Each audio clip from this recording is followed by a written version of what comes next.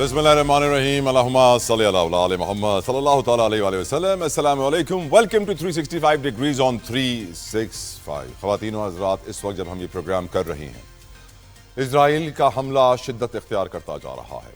Iran पर इस वक्त इजराइल की एयरफोर्स अटैक कर रही है। 20-30 के करीब इस वक्त उनके जंगी तैयारे इस अटैक में हिस्सा ले रहे हैं और ईरान अपने मिसाइल सिस्टम के तहत अपना दिफा कर रहा है।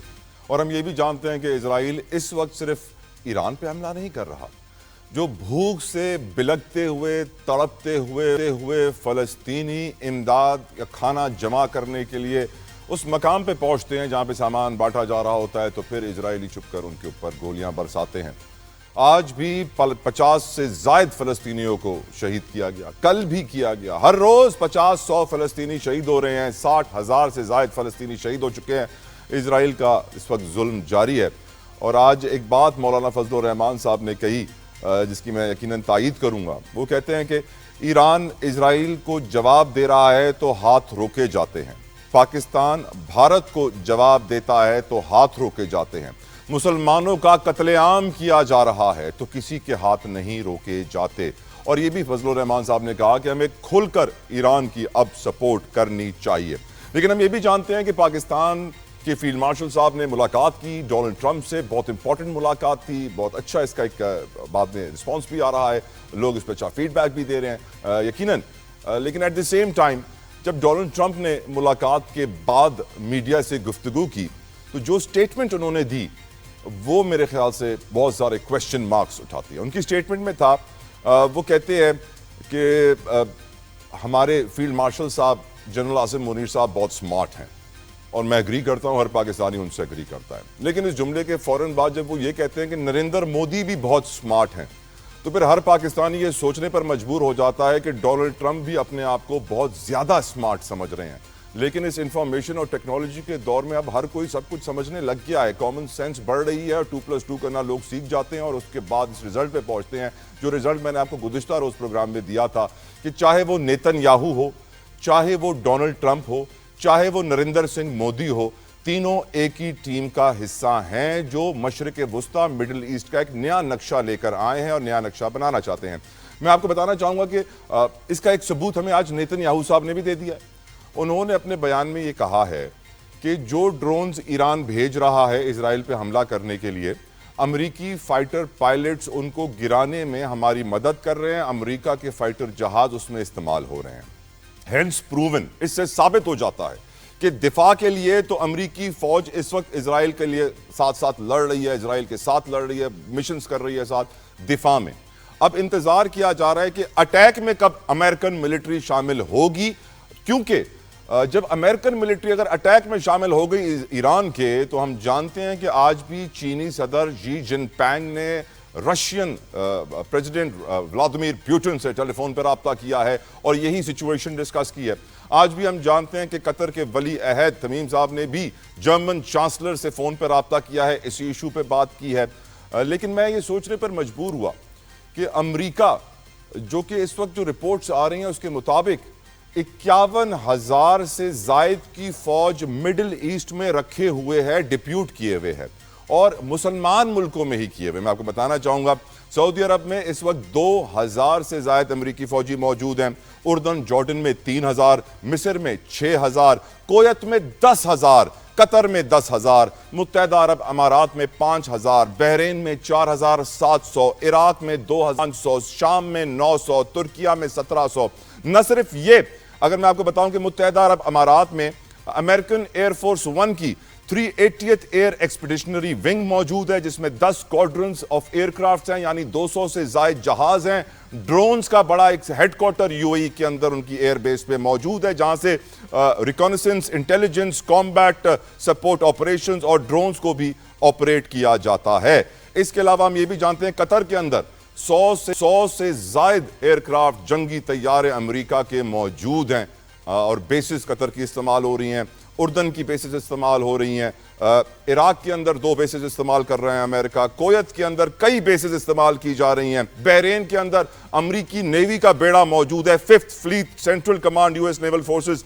यकीनन इससे वाज़ेह हो जाता है कि अमेरिका ने इस वक्त अपना नेटवर्क बिछाया हुआ है, नेतन्याहू का वो पार्टनर बना हुआ है, मोदी उसके कहने पे फॉल्स फ्लैग ऑपरेशन कर रहा है ताकि पाकिस्तान पे जंगी दबाव रहे। एटमी ताकत सारे मुसलमान मुल्कों में सिर्फ पाकिस्तान के पास है, और ऐसे में हम ये जानते हैं कि हम सबका एक कौमी फरीजा है, हम सबका दिल इजराइल के जुल्म के ऊपर तड़प रहा है, फ़लस्तीनियों को देख के रो रहा है। ईरान जो इस वक्त जंग लड़ रहा है हमारे पड़ोस में, इसके असरात पाकिस्तान पे आ रहे हैं। बलूचिस्तान में इस वक्त पेट्रोल 350-400 रुपए लीटर बिक रहा है, शदीद किल्लत वहां पैदा हो गई है, छठा रोज है पेट्रोल की किल्लत का।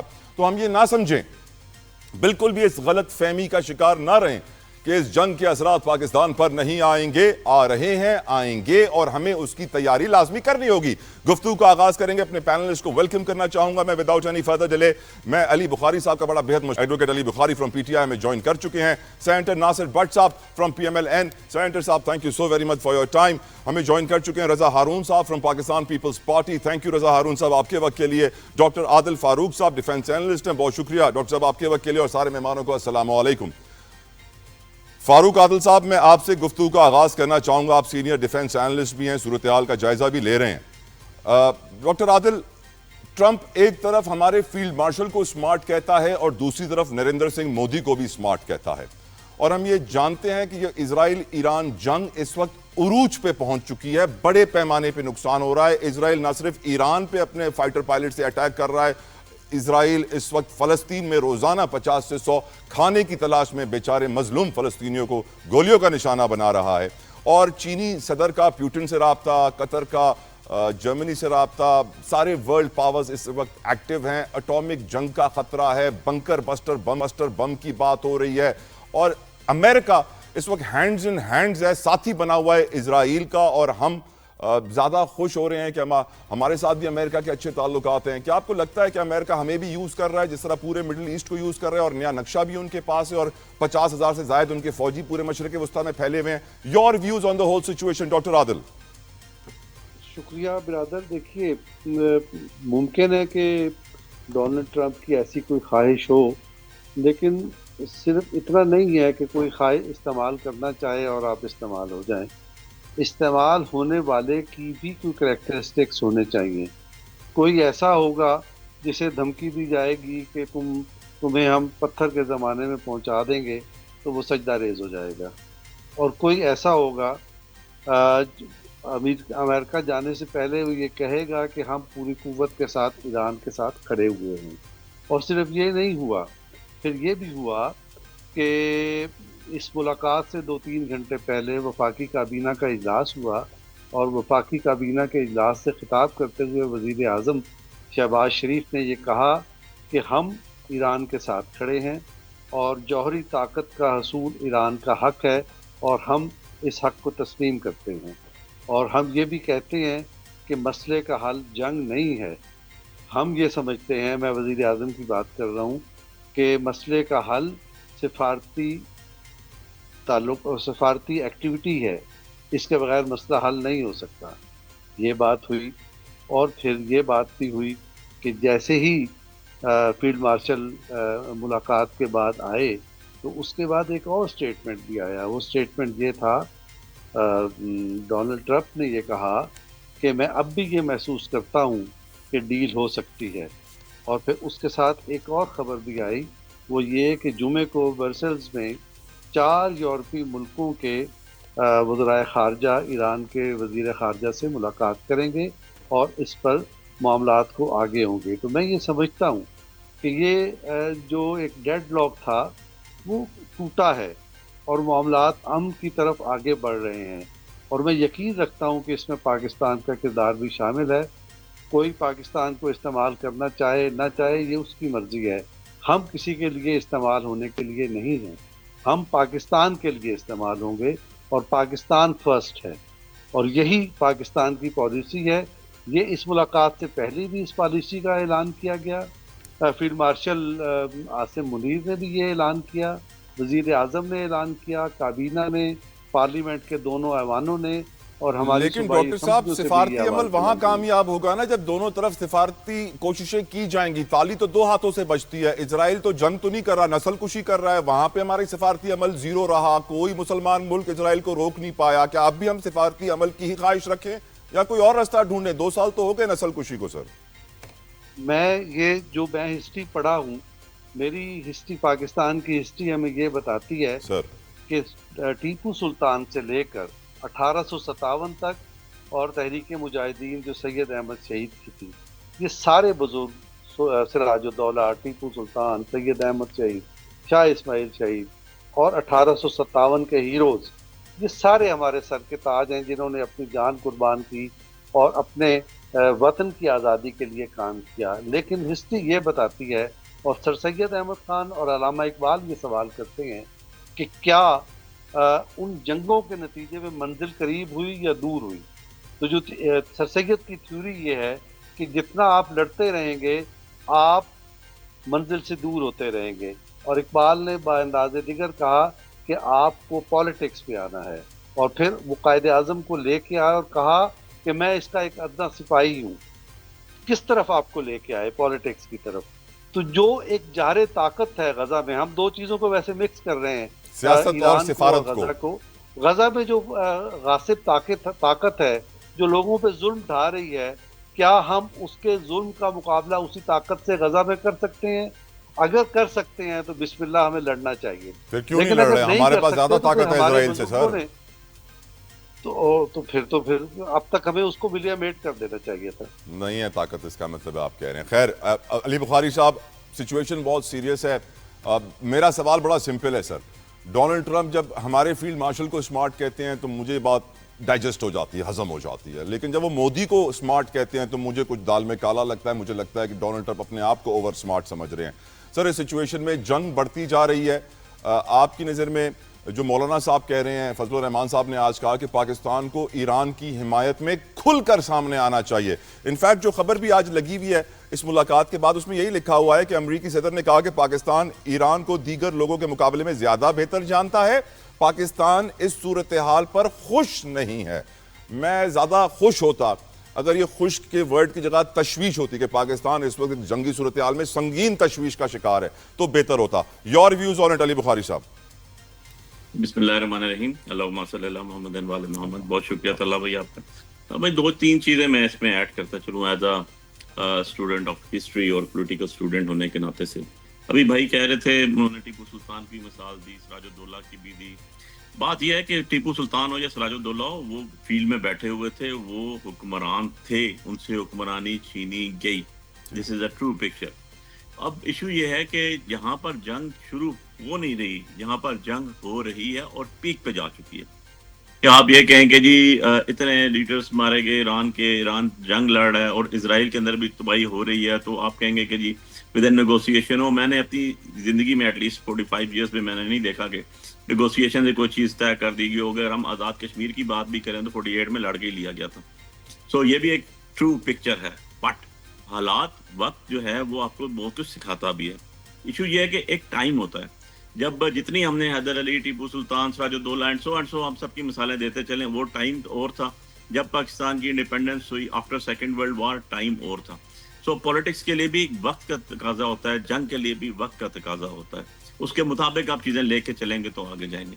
सेकेंड चीज़ मैं एक ऐड करूँ, मैंने as a student of history देखा और सुनी हमने ये बातें जिमी कार्टर के दौर पे, जब हेनरी किसिंजर पाकिस्तान को इन्वॉल्व करने आए, उसके स्पार्स थी। और वो जब ज़िया-उल-हक साहब यहाँ बैठे हुए थे, जनरल ज़िया-उल-हक साहब, तो जब अफगान वॉर के अंदर पाकिस्तान ने फुल फ्लेज इन्वॉल्वमेंट की और उसके बाद हमारी डील्स हुई, जो कुछ भी हुआ, F-16 आए और उसने इसको एक पीनट कहा कि कम से कम वो लेकर आया था कि मेरे पास इतना पैकेज था कि मैं पाकिस्तानी कर्जे माफ़ करवा सकता था, लेकिन वो नहीं हुआ। सेकेंड टाइम हमने देखा परवेज़ मुशर्रफ साहब का दौर आया और वही बात कि हम तुम्हें स्टोन एज पे ले जाएंगे, हमारे साथ हो या ना हो। आज सिनेरियो डिफरेंट है। आज सिनेरियो इसलिए डिफरेंट है कि वहाँ पर अफगान वॉर में रशिया इन्वॉल्व हो चुका था और अमेरिका को हमारी सपोर्ट चाहिए थी। वो फ्री हैंड लेकर आए, हमने सही तरीके से नेगोशिएट नहीं किया। अगर हम प्योरली पाकिस्तानी होने का दावेदार हैं तो हमें पाकिस्तान की तरक्की के लिए सोचना भी चाहिए। प्रायोरिटी पाकिस्तान है हमारी। नंबर 2, जब परवेज मुशर्रफ के पास फोन आया या बात की गई या स्टोन एज में ले जाएंगे, उस पर अमेरिका के ऊपर अटैच हुआ था। वॉर नहीं थी, वॉर अगेंस्ट टेरर थी, किसी मुल्क के अगेंस्ट नहीं थी। आज पोजीशन बड़ी डिफरेंट है। आज डिफरेंट ऐसे है कि ईरान के ऊपर जो अटैक वार है उसका डायरेक्टली इम्पैक्ट हम पे आना है, आ रहा है। आप जिस मर्जी हिसाब से ले जाएं, हमारे सैकड़ों किलोमीटर्स का बॉर्डर है, सैकड़ों किलोमीटर्स का। और वाहिद स्टेट रह गई है पाकिस्तान के अलावा जिसने ऑफिशियली आज तक, हम भी आज तक वहां खड़े हैं 1947 से, जो कहते थे मोहम्मद रजा का स्टेटमेंट थी अगेंस्ट इसराइल, और वो भी वहीं खड़े हुए हैं ऑब्वियसली इसराइल के अगेंस्ट। और उनका प्राइम दुश्मन जो है वो इसराइल है। हमारा प्राइम दुश्मन इसराइल सेकेंडरी चीज पे चला गया है। इंडिया पहले होता था हमेशा, द वर्स्ट एनिमी इंडिया रहा, हमने उससे जंगें लगी और इसराइल उसका सपोर्टेड, इंडिया को हमेशा उन्होंने सपोर्ट की। इवन जो भी पीछे इंसिडेंट हुआ उसके अंदर भी इसराइल के इन्वॉल्वमेंट बहुत ज्यादा है। अब आया चलता हूँ इसके दूसरे एस्पेक्ट की तरफ। आज डोनाल्ड ट्रंप साहब की जो बात आपने कही, देखें उनको अपना मफाद चाहिए, उनके एफिलिएशन पाकिस्तान के साथ से ज्यादा इसराइल के साथ है। उनको इसराइल जो है उसको सपोर्ट करना पड़ेगा और कर रहे हैं। कैसे? आप देखेंगे कतर की जितने भी अमेरिकन जो वहां पर पूरी बेस था उनका सारा खाली करा लिया गया, बहरीन के अंदर भी खाली हो रहा है। ऑन द अदर साइड बहुत सी चीजें उन्होंने शिफ्ट करके सऊदी अरब में लेके उठा के। तो मीनिंग वह है कि उन्होंने ईरान के इर्द गिर्द जितने जो यूएई के हवाले से और जितने भी अरब ममालिक हैं उन सब से अपनी चीजें वाइंड अप की। अब अगर हम इसको थोड़ा और फर्दर देखें तो आज की अभी की न्यूज मुझे जो मिली आपके प्रोग्राम से पहले, वो ये चाह रही थी कि ईरान के सफीर ने, जितने भी उनका फॉरेन मिनिस्टर है, उसने जितनी अरब लीग है, उन्होंने कहा जी अमेरिका को अगर किसी ने स्पेस दी तो हम वहां पर अटैक करेंगे, इसलिए आप लोगों ने अमेरिका को स्पेस नहीं देनी हम पे अटैक करने के लिए। तो पोजीशन यहां तक पहुंच चुकी है। अब इससे एक स्टेप आगे चला जाता हूँ। अभी आपने वो बी बंकर ब्लास्ट बम्स की बात की, इसराइल के पास तो नहीं है वो अमेरिका, और उसके इतना बड़ा भारी भरकम बम फेंकने वाला उनके पास एयरक्राफ्ट भी नहीं है। मैंने तो सारा रिसर्च किया, अगर आप वो बम्स हैं तो अमेरिका के पास हैं। वो जहाज डिलीवर कर सकते हैं तो दो किस्म के जहाज हैं, एक B-52 जो बहुत पुरानी टेक्नोलॉजी है अमेरिका की, which is easy to be hit from surface to air, go के बड़ी हाइट पे होता है वो, और एक जो है उनका B-2, ठीक है, जो अभी लेटेस्ट उनका वर्जन आया हुआ है। सो मतलब ये है कि अगर बंकर्स के अंदर, और इससे हटके मैं चीज ऐड करूं, क्योंकि सारी न्यूज हम देखते हैं उससे हमें बहुत सी न्यूज मिलती हैं, यूरोपियन न्यूज और आ रही है दो, और जो अरेबियन न्यूज है वो और आ रही है। तो आप जब इकट्ठा करते हो तो आपको बहुत सी चीजें उसके अंदर से मिलती हैं कि दो साइड्स थे ईरान की जो यूरेनियम के जिनके ऊपर इश्यूज चल रहे थे। एक का इंफ्रास्ट्रक्चर बाहर तबाह हुआ, दूसरा तो पहाड़ के अंदर जा ही नहीं सके, उसके तो अंदर वो चीज डिस्टर्ब ही नहीं हुई अभी तक। और जो इजराइल कहता है कि हमने तो अली साहब आप अग्री करते हैं ना कि नेतन्याहू, मोदी और ट्रंप एक ही टीम का हिस्सा हैं? मैं एग्री करता हूँ जी। और डॉक्टर आदिल आप भी एग्री करेंगे इस पॉइंट से मेरे सर? मैं इसमें तला भाई सर जी करें बुखारी साहब, सिर्फ एक चीज ऐड कर दूं, नेतन्याहू और जो ट्रंप है definitely they are on a single page. On the other side Modi के साथ भी उनके एफिलिएशन बहुत ज्यादा है, हमें भी उन्होंने जरूर ट्रंप साहब ने रखा हुआ है क्योंकि हम उनकी जरूरत है। अदरवाइज चाइना उनके अगेंस्ट है, चाइना से हमारी एफिलिएशन है, ईरान उनके अगेंस्ट है, ईरान से हमारी एफिलिएशन है, इजराइल उनका जो है बहुत बड़ा हामी है, हमारी इजराइल से कोई टर्म्स, कोई आज तक हमारी ट्रेड ही नहीं है उसके साथ, हम कर ही नहीं सकते, हम रिकॉग्नाइज ही नहीं करते। इंडिया के साथ उसका सबसे बड़ा बिजनेस है, इंडिया हमारा वर्स्ट एनिमी है। सो इन ऑल दीज सर्कमस्टांसेस जो उसके दोस्त हैं वो हमारे जो हैं दुश्मन हैं, और जो हमारे दोस्त हैं वो उनके दुश्मन हैं। तो अब हमारा अलायंस कैसे होगा, कैसे चलेगा, ये अंडरस्टैंडेबल आएगा, कुछ दिनों बाद ही पता चलेगा, ये चीजें बहुत क्लियर होगी। और अदरवाइज इस जंग के अंदर आप देखें, मैंने कल शायद एक प्रोग्राम में कहा था कि मैं यहाँ से बाहर निकलता हूँ, मैं गाड़ी तक पहुंचने तक जितने लोग होते हैं और जितना भी आपका लोअर क्लास, मिडिल क्लास से लेके आपके टॉप तक चले जाएं, आप हिरार्की के अंदर चले जाएं, आप नीचे से लेमैन से शुरू करें, हर बंदा आपका इस टाइम जो है वो प्रो ईरान खड़ा हुआ, क्योंकि ऐसा ही हर पाकिस्तानी का दिल ईरान के साथ, फलस्तीन के साथ धड़कता है। मैं यही सवाल पूछना चाहूंगा सर, रजा हारून साहब मुझे ज्वाइन कर चुके हैं फ्रॉम पीपल साहब, थैंक यू सर आपके टाइम के लिए, अस्सलाम वालेकुम, बहुत शुक्रिया। रजा साहब, क्या आप मुझसे एग्री करेंगे कि नेतन्याहू हो, मोदी हो, डोनाल्ड ट्रंप हो, ये तीनों लोग तो अलग अलग हैं, मुल्क अलग अलग हैं, लेकिन इनका नजरिया एक है, इनका टारगेट एक है, ये एक ही टीम का हिस्सा है। और मुझे हैरत इस बात पे होती है रजा साहब कि ट्रंप जब हमारे फील्ड मार्शल साहब को स्मार्ट कहता है तो इट्स ऑल राइट, मुझे बात समझ में आती है कि वो क्यों कह रहा है। जब वो मोदी को भी स्मार्ट कहता है तो मुझे लगता है ट्रंप यहाँ पे ओवर स्मार्ट बन रहा है। और नेतन्याहू कह रहा है कि हमारे दिफा में अमेरिकन जहाज इस्तेमाल हो रहे हैं, अमेरिकन पायलट इस्तेमाल हो रहे हैं, एडमिट भी कर रहा है वो। और हम ये भी जानते हैं कि अमेरिका अब सोच रहा है कि किस तरह वो अपने जहाज़ों को अटैक के लिए इस्तेमाल करे ईरान पे, और फिर चाइना भी बैठ के इंतजार कर रहा है, रशिया भी बैठ के इंतजार कर रहा है। फजलुर रहमान साहब कहते हैं पाकिस्तान को खुलकर सामने आना चाहिए। योर व्यूज रजा साहब? नहीं, मैं thank you very much for having me. मैं समझता हूँ कि सबसे पहली बात तो ये तला कि अल्लाह ताला की मेहरबानी से फिर हमारी अफवाज पाकिस्तान ने जो खासतौर पर इंडिया पाकिस्तान जो एपिसोड हुआ उसमें जो कामयाबी हासिल की, फिर हमारी डिप्लोमेसी जो रही, जो बिलावल भुट्टो साहब जो हैं पूरी दुनिया में गए डिप्लोमेटिक टीम को लेकर, अपना नैरेटिव वहां पे उन्होंने सबको बताया। फिर गवर्नमेंट की अपनी पोजीशन जो बड़ी क्लैरिटी के साथ रही वज़ीर आज़म साहब की कि हम तो किसी भी कॉन्फ्लिक्ट के अंदर न्यूट्रल लोगों के अंदर भी इंक्वायरी कराने को तैयार हैं। ये सब वो हमारी कामयाबियां हैं जिससे कि आपका पाकिस्तान पाकिस्तान की अफवाज का, पाकिस्तान की रियासत का, दुनिया की जो इंटरनेशनल कम्युनिटी में कद काठ पिछले दिनों में कई गुना बढ़ गया है। अब आप एक इम्पोर्टेंट प्लेयर है इस रीजन में, जिस रीजन में हम रहते हैं। और फिर दुनिया ने देखा कि इंडिया को पाकिस्तान ने कैसे जवाब दिया, और दुनिया देख रही है कि ईरान इसराइल को कैसे जवाब दे रहा है। हमारा इंटरेस्ट जो है ना वो पहला भाई with due honesty and with due apologies, हमारा रिश्ता हमारी रियासत से होना चाहिए कि हम क्या कर रहे हैं, दूसरा क्या कर रहा है, वो अपनी रियासत के इंटरेस्ट में जो कर सकता है करेगा। It doesn't have to be कि इंडिया हमारा एनिमी है तो वो सबका एनिमी होगा। ये नहीं है कि इसराइल हमारा एनिमी है तो जी उससे सारी दुनिया के ममालिक अपने ताल्लुकात खत्म कर लेंगे। इसी तरह हमें भी ये सोचना होगा कि इस पॉलिटी ऑफ नेशन में, इस कम्युनिटी ऑफ नेशन में पाकिस्तान को जो एक मकाम मिल रहा है, पाकिस्तान अब उस मकाम के हिसाब से ही रिएक्ट और बिहेव करेगा।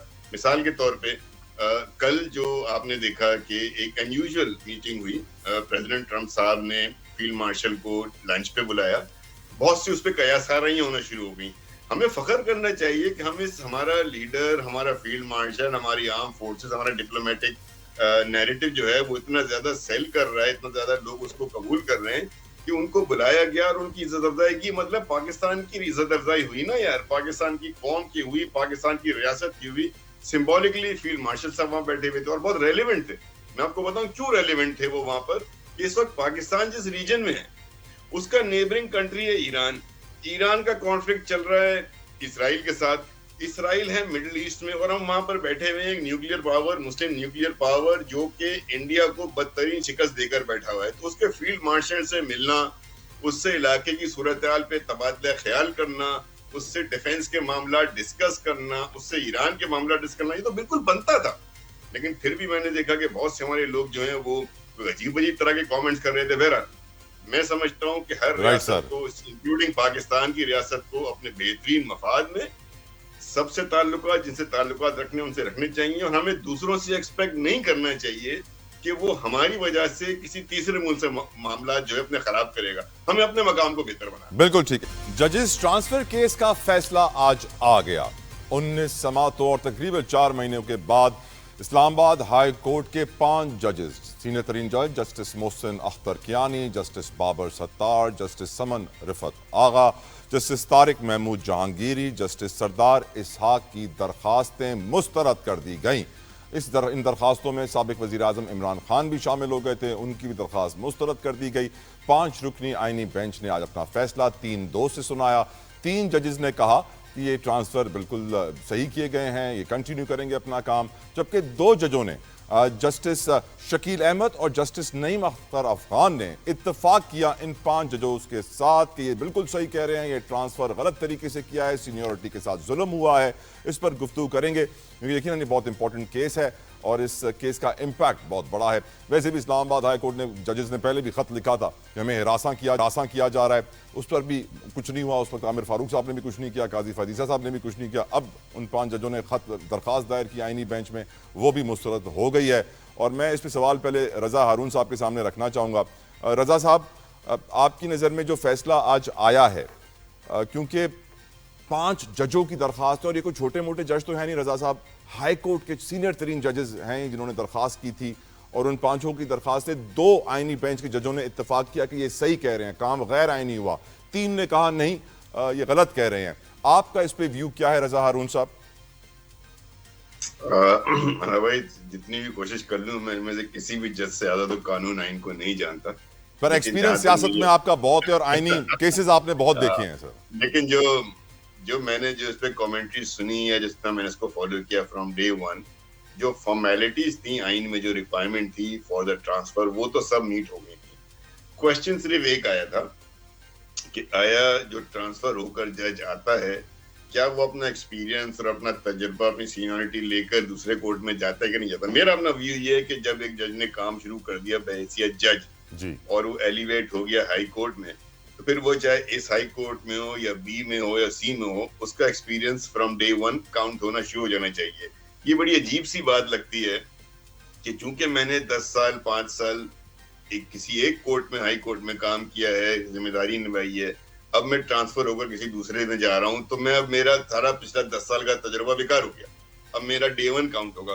तो सुनने में थोड़ा सा वैसे ही नॉर्मली भी एक जनरल नॉलेज के हिसाब से भी समझ में नहीं आता, हिसाब के हिसाब से भी गलत सवाल है। लेकिन बहरहाल चूंकि 5 मोहतरम जज साहिबान है, और याद रखिएगा ये 5 वो जज साहिबान है जो सीनियोरिटी के इम्प्लीकेशन की वजह से मुतासिरीन है। तो ये बहैसियत मुतासरीन पटिशनर्स हैं, ये कानून की या आइन की पटिशन इंटरप्रिटेशन के हवाले से पटिशन कम, बल्कि मुतासरीन का मुद्दा ज्यादा है। और आइन तो बड़ा क्लियर है, आइन में तो कोई मतलब कोई प्रॉब्लम ही नहीं है, ट्रांसफर में जो हुआ बिल्कुल ठीक हुआ, सिर्फ ये सीनियोरिटी का इशू था। ठीक सर।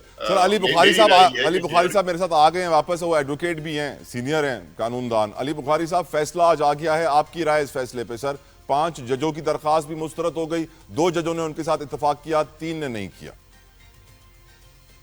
तला भाई, अब तो क्योंकि फैसला आ चुका है, इसके लिए इसके ऊपर हम बड़े खुल के कमेंट्स कर सकते हैं। करें। लेकिन जी मैं तो एज अ लीगल स्टूडेंट आप कह लें मुझे, तो मैं तो इस फैसले को सही नहीं समझता हूँ, और उसके लॉजिक्स भी हैं, रीजंस भी हैं। नंबर 1 ये कि सबसे पहली बात तो ये है, अभी रजा भाई ने कहा कि आम फहम अल्फाज में कुछ चीज़ें अच्छी लगती हैं। मुझे आम फहम अल्फाज में ये चीज़ तो ज़रा बता दें किसी तरह भी कि एक सूबे के 15वें नंबर का जज आपने उठा के, जो इसका प्रोविंस का, इस्लामाबाद कैपिटल टेरिटरी का, फेडरल एरिया का सबसे सीनियर तरीन जज था, प्यूनी जज था, उसके ऊपर ला के बैठा दिया 15वें नंबर से। आप क्या जस्टिफाई कर रहे हैं? आप कैसे जस्टिफिकेशंस दे रहे हैं? एक तो उस सूबे के 14 जजेस को आपने ऊपर से फारग कर दिया, 15वें नंबर से उठा लिया क्योंकि वो आपको सूट करता था, ला के बैठाया किसके ऊपर? जो यहाँ का सबसे सीनियर तरीन जज था, जिसने चीफ जस्टिस बनना था, उसके ऊपर ला के बैठा दिया। ट्रांसफर होना अलग बात है, ट्रांसफर होने के और प्रॉज एंड कॉन्स है। ट्रांसफर के बाद ला के आप उसको जब लेकर आएंगे, डेपुटेशन में कुछ जाता है, ऐसे कभी भी नहीं होता। एक डिपार्टमेंट से दूसरे डिपार्टमेंट में, सरकारी में आप किसी एडिशनल सेक्रेटरी को ले जाएं, या जनरल सेक्रेटरी को, या उसको डिप्टी सेक्रेटरी को ले जाएं, या जॉइंट सेक्रेटरी को ले जाएं, उनसे कहें सेक्रेटरी साहब के तुम ऊपर बैठ गए। ऐसा होता ही नहीं है। जब आपने देखा है कि 5 हमारे सीनियर 3 लोग होते हैं आर्मी के अंदर, और उसमें से 5 जनरल में से एक ने चीफ बनना होता है, और अगर जूनियर को चीफ बना दिया जाता है तो सीनियर साहब रिजाइन कर जाता है। और अली बुखारी साहब, इसकी क्या वजह है? अली साहब, इसकी क्या वजह है कि एक तरफ कहा गया कि ट्रांसफर आईनी है, हम नोटिफिकेशन को कलअदम नहीं करेंगे, लेकिन सदर जल्द अज जल्द सीनियरिटी का मसला हल करें। देखिए ना, अब यही मैं यहाँ पर आ रहा हूँ। कानून जो आपका कॉन्स्टिट्यूशन है उसके अंदर तो ऐसी चीज कोई नहीं। ये सारी चीजें तो पैदा हुई 26वीं अमेंडमेंट के बाद, और उसके आपने असरात भी देख लिए कि 26वीं अमेंडमेंट के जब एक बहुत ज्यादा डिबेट की जाती थी उसके ऊपर, और मैं हर प्रोग्राम में ये कहता था कि इसका आम फहम इंसान से कोई तलक वास्ता नहीं है, ये स्पेसिफिकली पीटीआई को हैमर करने के लिए आ रही है। और जो लोग इंसाफ देने के लिए बैठे हैं, जो किसी का कहना नहीं मानते, उनको हैमर करने के लिए। और ये बिल्कुल बी पार्ट है जो 8th अमेंडमेंट जनरल ज़िया-उल-हक ने की थी, उसी की, और इसका असर भी वही होगा अल्टीमेटली। अगर आपने कानून की हुक्मरानी चाहिए आपको, अगर आपको रूल ऑफ लॉ चाहिए, अगर आपको कॉन्स्टिट्यूशन की सुपरमेसी चाहिए, तो अल्टीमेटली ये सर्वाइव नहीं कर सकता। अब मुझे बता दें, 27 लाख केसेस से लोअर कोर्ट में, इसके आने से, जब 20वीं अमेंडमेंट के आने से कितने हल हो गए? 4 लाख केसेस थे हाई कोर्ट में। मुझे बता दें कितने। सर, बजट में 50% इजाफा किया गया है, तनख्वाह बढ़ाई गई है, भले केसेस पेंडिंग पड़े रहे, मुश्किल नहीं है, अगले 50 साल में हो जाएंगे सर। और हुआ क्या कि मैं अपनी आपको मिसाल देता हूँ कि मेरे 4 पिटीशंस थी जो मैंने क्रिमिनल रिविजन्स फाइल की हुई थी हाई कोर्ट के अंदर, जिनके नीचे इतना बड़ा नोट लिखा हुआ था, जो एक लीगल रिक्वायरमेंट होती है कि मेरी फलां पिटीशन फलां कोर्ट में पेंडिंग पड़ी हुई है। और ये इंसाफ का तकाजा है कि एक ही जज सुने का लॉ है, इसके ऊपर स्पेसिफिक लॉ है जो पिछले 70 सालों में जो है कोड हुआ हुआ। अली साहब, यानी 3 जज 7 जजों पे हावी हो गए, 3 जज 7 जजों पे हावी हो गए, आप अग्री करेंगे? बिल्कुल जी, हावी हो गए। अब उनको तो इन्होंने बंद गली में रख दिया। जो अपने लिए इंसाफ नहीं ले सकते, वो लोगों को क्या इंसाफ देंगे? अब इसी पे राय मुझे लेने दें। आदिल फारूक साहब की सर वक्त कम है। डॉक्टर साहब के पास जाने दें प्लीज। अली भाई जल्दी से रिजाइन लेने, जल्दी से कंप्लीट कर लें भाई। या तो इन्होंने रिजाइन लेने हैं उनसे, क्योंकि अब तो उनका बैठने का जवाब ही खत्म कर दिया ना आपने। भाई उनको जहां मर्जी उठा के फेंक देंगे, आप उनकी सीनियरिटी किसी और सूबे में लेके जाएंगे, वहां जाके उनको सबसे जूनियर कर देंगे। बिल्कुल ठीक। अलाउ मी, मतलब इंसाफ कैसे हो रहा है, मुझे ये नहीं समझ। बिल्कुल आपसे, इसीलिए इंसाफ का शायद मयार हमारा अफगानिस्तान के बराबर है। रजा भाई कुछ ऐड करना चाह रहे हैं जल्दी से? मैं यह कहना चाह रहा हूँ कि मेरा भाई, एक तो जो मैंने पॉइंट किया था वो मैंने कॉमन सेंस की बात की थी ना, तजुर्बा। दूसरी बात है, जजेस को आप ऐसे ट्रांसफर नहीं कर सकते। उस जज की अपनी मर्जी शामिल होनी चाहिए, जिस हाई कोर्ट से वो जा रहा है उसके हाई कोर्ट की चीफ जस्टिस की शामिल होनी चाहिए, और जहां वो जा रहा है। और फिर सुप्रीम कोर्ट के चीफ की और प्रेसिडेंट। ये इतना आसान काम नहीं कि आप इसको उठा के इधर से उधर फेंक देंगे। बिल्कुल ठीक सर, बिल्कुल ठीक। वक्त का मैं सॉरी रजा भाई। आदिल साहब, आपकी नजर में क्या 7 जजेस के ऊपर 3 जजेस भारी पड़ गए सर? मेरी समझ में ये नहीं आया तलहा कि आप कैसे कह रहे हैं कि 7 जजों के सर 2 ने इख्तलाफी नोट लिखा है, 5 ने दरखास्त की थी और 5 का नजरिया एक ही है, 7 का नजरिया एक ही है। वो जज नहीं है, वो उन्होंने तो दरखास्त, वो तो साइल हैं, दरखास्त गुजार हैं, पर 5 इस्लामाबाद हाई कोर्ट के जज तो है ना सर, हाउ कैन यू से वो जज नहीं है? ऐसा नहीं होगा, आप चीज को ऐसे मिक्स ना करें। नंबर 1 ठीक है। नंबर 2, ये पॉलिटिकली मोटिवेटेड केस है, इसका ताल्लुक इंसाफ की फराहमी से नहीं है, पाकिस्तान के निज़ाम और कानून और पॉलिटिकल सिस्टम को सबूताज करने से है। और पाकिस्तान का आइन पॉलिटिकल सिस्टम जो है वो सबूताज हो गया था इससे पहले, है ना? तो उसके बाद ये किया गया। और दूसरे, जैसे रजा हारून साहब कह रहे हैं, आपका अगर आइन उसकी इजाजत देता है तो उसमें क्या रुकावट है? और सिर्फ पाकिस्तान में तो नहीं होता, दुनिया भर में होता है, आपके पड़ोसी मुल्क में भी होता है, जहाँ से ढूंढ के मिसालें हम लेके आते हैं और अदलिया में पेश करते हैं। देखिए, ये पॉलिटिकल मोटिवेटेड केस है, इसका ताल्लुक इंसाफ की फराहमी और आइन की हुक्मरानी से नहीं है। और अगर पाकिस्तान में अदलिया को आपने आज़ाद देखना है तो फिर आपको इस किस्म के जजेस से निजात हासिल करनी होगी जो मसाइल पैदा करते हैं और आइन ही को रीराइट कर देते हैं। नंबर 1। नंबर 2, हमने ये सुना था और हमने ये सीखा था जब जर्नलिज्म में आए थे, क्योंकि अदालत से जो चीज आएगी हम उस पर कमेंट नहीं करेंगे, एज इट इज उसको फैसला आने के बाद कर सकते हैं, मैटर सब जुडिस नहीं रहता सर। ये एक जदीद कॉन्सेप्ट है। नॉर्मली उसका एहतराम किया जाता है, उस पर इंप्लीमेंट, वो आपका विंटेज कॉन्सेप्ट है सर। Thank you. गुजरे वक्त में कोई सरकारी मुलाजिम, जिसे हम ब्यूरोक्रेट कहते हैं, अगर काला धन कमाता था तो उसको छुपाने के लिए बड़ा परेशान रहता था। पैसे ज्यादा होते थे लेकिन फिर भी छोटी गाड़ी में चलता था, छोटे घर में चलता था, किसी की नजर ना पड़ जाए। आजकल थोड़ा दौर बदल गया है, आजकल ब्यूरोक्रेट, सरकारी मुलाजमीन अपने काले धन को छुपाने के लिए ज्यादा परेशान नजर नहीं आते। इसकी मेन वजह यही है कि अब कोई पकड़ने वाला नहीं है। पहले पकड़ती थी एंटी करप्शन, पहले पकड़ती थी नैब, लेकिन अब वो नहीं काम करते हैं, इसलिए खुलकर कमाओ। एक बात मैं आपके सामने इसलिए कर रहा हूं ये, क्योंकि सेनेटर अफनानुल्लाह ने सेनेट में एक इंपॉर्टेंट डेटा शेयर किया है और कहा है कि 2500 सरकारी मुलाजमीन डुअल नेशनल हैं, यानी पाकिस्तान के भी नेशनल हैं और किसी और मुल्क के भी नेशनल हैं। और साथ साथ इस खदशे का भी इजहार किया है कि ये डुअल नेशनल्स इसलिए खतरा हो सकते हैं, जिस तरीके से इजराइल के मूसाद ने ईरान के अंदर घुस के मुखबरी करवाई ईरान की डिटेल्स की, लोकेशंस की, तंसीबात की, उसी तरीके से पाकिस्तान के अंदर घुसकर भी यही डुअल नेशनल्स पाकिस्तान की डिटेल्स दुश्मन मुल्क के साथ शेयर कर सकते हैं। इसलिए हमें बहुत मोहतात होने की जरूरत है। रजा हारून साहब मेरे साथ मौजूद हैं। रजा साहब, आपने जिंदगी सियासत को दी है, ब्यूरोक्रेट्स को पूरी जिंदगी देखा है। आज हम इस खतरे का इजहार कर रहे हैं कि ये जो डुअल नेशनल्स हैं, 2500 तो सरकारी अफसर हैं, 4 उसमें से फेडरल सेक्रेटरीज हैं। इमेजिन, सियासतदानों को तो बोलते थे सर सरेंडर कर दे अपनी डुअल नेशनलिटी, ब्यूरोक्रेट्स को आज हम नहीं बोलते हैं, तो उनकी वफादारियां किस तरफ होंगी? और साथ साथ उनके लिए पैसा भी बाहर भेजकर छुपाना आसान हो जाएगा, करप्शन भी खुलकर करेंगे। Your views on the whole situation Raza Haroon साहब? नंबर 1, आई डोंट थिंक ये एनालॉजी जो है ना वो कोई बहुत अच्छी है कि आप ड्यूल नेशनल को इन ब्लॉक आप ये कह दें कि वो जो है वो रिस्क है। ऐसा नहीं होना चाहिए। ड्यूल नेशनलिटी जो है, पाकिस्तान सिटीजनशिप एक्ट, मुझे याद नहीं, 14 या 18 कंट्रियों के साथ आपको एक लीगली एक अलाउड आपके पास। सर मुराद शाह डुअल नेशनल थे, उन्होंने सरेंडर किया था चीफ मिनिस्टर बनने के लिए, अगर आपको याद हो सर। नहीं, मैं कुछ और बात कर रहा हूँ, वो तो आईनी रिक्वायरमेंट है ना सर, आपको करना पड़ता है, लेकिन वही आईनी रिक्वायरमेंट जो है वो जज बनने के लिए नहीं है, वही आईनी रिक्वायरमेंट जो है वो ब्यूरोक्रेट बनने के लिए नहीं है, वही आईनी रिक्वायरमेंट जो है पुलिस की नौकरी की नहीं है। और कौन ये तय करेगा तला कि हमारे मुल्क के राज जो है वो क्या पाकिस्तानी, जो सिर्फ के पाकिस्तानी नेशनल हो, क्या वो नहीं बन सकता? क्या वो राज नहीं भेजता? क्या ऐसा नहीं हुआ? तो मैं कह रहा हूँ कि ये बात उनकी दुरुस्त है। जहां तक ये बात दुरुस्त है कि मुसाद के एजेंट वहीं उसी जुमले में इंटायर नेशनल्स को लेकर आप ऐसा में आप कह रहे हैं, ये बहुत ही नाम और bureaucrats come to bureaucrats. Raza साहब बिल्कुल I agree on this point, I agree. नहीं, ख्याल ठीक है उनका, मिसाल नामुनासिब। अब ब्यूरोक्रेट्स पे आए जल्दी से, उनके लिए भी सही है डुअल नेशनलिटी सर, ब्यूरोक्रेट्स के लिए? सर बात सही और गलत की नहीं, जब तक कानून इजाजत देता है ना तो यू कांट डू एनीथिंग। चलें, थैंक यू। मतलब आप गैर कानूनी काम तो नहीं है ना, अगर वो कोई गैर कानूनी काम कर रहे हैं यकीनन उस पर उनको बात करनी चाहिए, लेकिन क्या उनको आपकी नजर में ब्यूरोक्रेट्स की डुअल नेशनलिटी अलाउड होनी चाहिए इन योर पर्सनल ओपिनियन?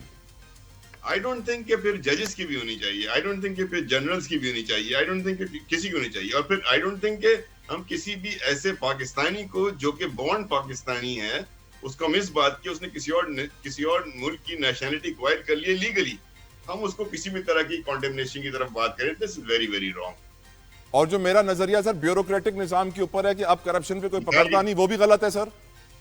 नहीं, वो तो करप्शन एक बिल्कुल डिफरेंट सब्जेक्ट है ना। जो वैसे वो ब्यूरोक्रेट्स करप्शन करते हैं ना, पैसा ले जाते हैं बाहर। मुझे एक बात बताओ, इसी अफनान साहब पूछो, आपसे पूछ रहा हूँ, तो क्या जिसके पास पाकिस्तान पासपोर्ट है उसको अलाउड है ये करप्शन करे क्योंकि डुअल नेशनल नहीं है? ये तो मैं इसलिए कह रहा हूँ, ये मिसाल गलत दी है, बात ठीक कर रहे हैं उन्होंने, उसको कन्फाइन कर दिया है और खामखा मुसाद से भी जोड़ दिया, ये बहुत ही गलत तरीके का है। अब मुझे बताए ना, प्राइम मिनिस्टर नवाज शरीफ साहब के दोनों साहबजादे जो है डुअल नेशनल है, पर गवर्नमेंट ऑफिस बेरर तो नहीं है ना सर? नहीं तो खतरा तो हो गए ना भाई, उनके वालिद जो हैं, उनके चचा जो हैं वजीर आज़म है, तो इसीलिए मैं कह रहा हूँ कि आप या तो एक कानून बना लेना, आप पार्लियामेंट में बैठे हुए हैं, आप अफनान साहब जो हैं वो कानून पास कर दें, बात खत्म हो जाएगी। रूलिंग पार्टी को बिलोंग करते हैं, बिल्कुल ठीक। मैं आपका मैसेज उन तक पहुंचाता हूं। अफनान साहब, आप जो बात कर रहे हैं उस पर प्लीज आप रूलिंग पार्टी को बिलोंग करते हैं, कानून पास करवाइए। थैंक यू रजा हारून साहब, आपके वक्त के लिए बेहद मशकूर, शुक्र गुज़र वक्त तमाम होता है। सोशल मीडिया पर feedback, I will be waiting. अपना ख्याल रखिएगा, आई सी यू ऑन मंडे। अल्लाह हाफिज़।